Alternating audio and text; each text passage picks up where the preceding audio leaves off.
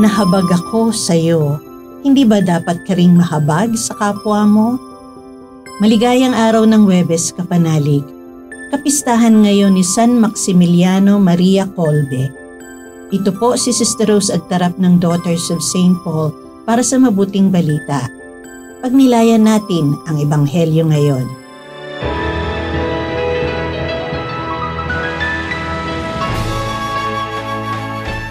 Nagtanong si Pedro, Panginoon, gaano kadalas ko naman dapat patawarin ang mga pagkukulang ng aking kapatid? 7 beses ba?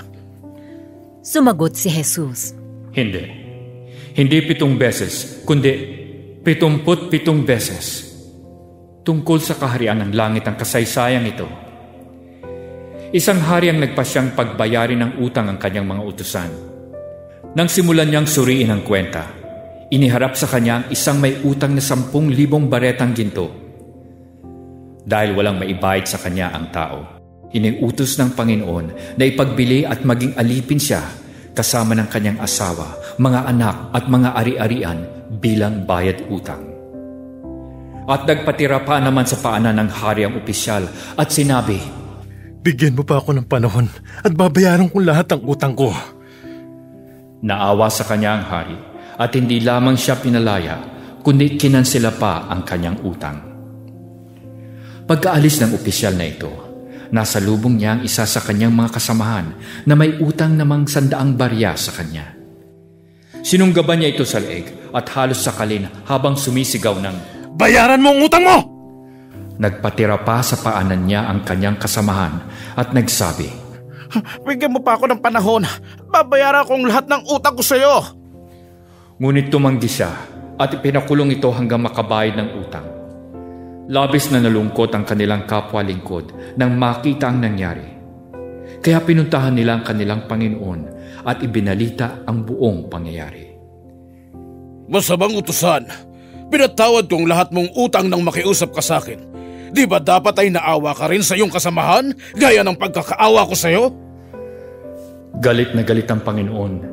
Kaya ibinigay niya ang kanyang utusan sa mga tagapagpahirap hanggang mabayaran nito ang lahat ng utang. Ganito rin ang gagawin sa inyo ng aking Ama sa langit kung hindi patatawarin ng bawat isa sa inyo mula sa puso ang kanyang kapatid. Nang tapos na si Jesus sa mga aral na ito, umalis siya sa Galilea at pumunta sa probinsya ng Judea sa kabilang ibayo ng Ilog Jordan.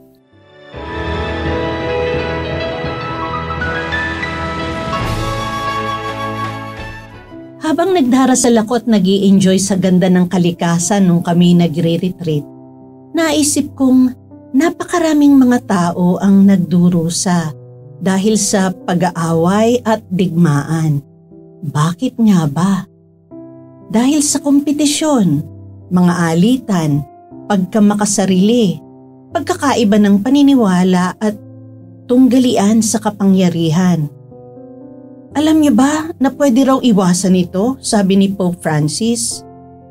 Gaano karaming pagdurusa, mga sugat, mga digmaan ang maiiwasan kung mamumuhay tayo sa pagpapatawad at habag. Kahit sa mga pamilya, ilang pamilya ang hindi nagkakaisa at hindi marunong magpatawad at may sama ng loob sa isa't isa. Kailangang ilapat ang maawaing pagmamahal sa lahat ng ugnayan ng tao sa pagitan ng mag-asawa, sa pagitan ng mga magulang at mga anak, sa loob ng ating mga komunidad, sa simbahan, at gayon din sa lipunan at politika. Mahirap magpatawad kasi kahit na gusto mo nang magpatawad, paulit-ulit na bumabalik ang sama ng loob. Hindi natin magagawang magpatawad ng isahan lang, kundi tuloy-tuloy laban sa sama ng loob at puot na bumabalik. Tinutulungan tayo ng mabuting balita ngayon na maintindihan ang dinarasal natin at patawarin mo kami sa aming mga sala para ng pagpapatawad namin sa nagkakasala sa amin. Hindi natin mahihiling ang kapatawaran ng Diyos kung hindi tayo magpapatawad sa ating kapwa. Ito ay isang kondisyon. Kung hindi tayo magsisikap na magpatawad at magmahal, hindi rin tayo patatawarin at mamahalin. Kapanalig, sinong naghihintay ng iyong patawad at pagmamahal ngayon? Mga kapanalig, maraming salamat po sa inyong suporta sa aming misyon. Subscribe, like, share, and follow Paulines sa aming social media accounts. Patuloy po kaming humihingi ng inyong tulong upang maipagpatuloy ang programang ito. Maaari po ninyong ipadala ang inyong love offerings at donasyon sa aming donations channels. Makakaasa po kayo na kasamang lagi ang inyong mga intensyon at kahilingan sa aming panalangin araw-araw. Ito pong muli si Sister Rose na nag-aanyaya sa inyong manalangin.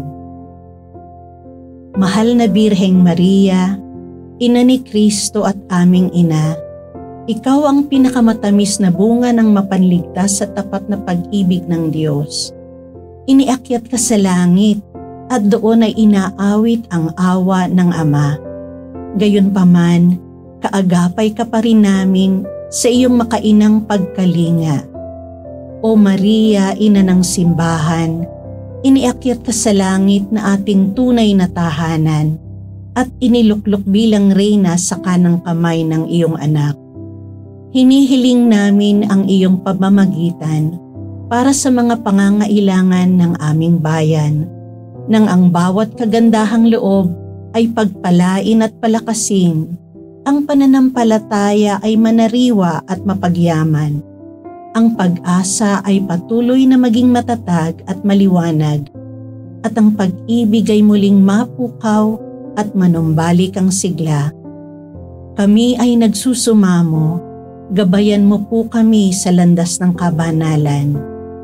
Maria, aming Ina, balutin mo ang lahat sa iyong pangangalaga at ilapit kami sa iyong minamahal na anak, si Jesucristong aming Panginoon. Amen. We are here to provide a new way of communicating and proclaiming the gospel.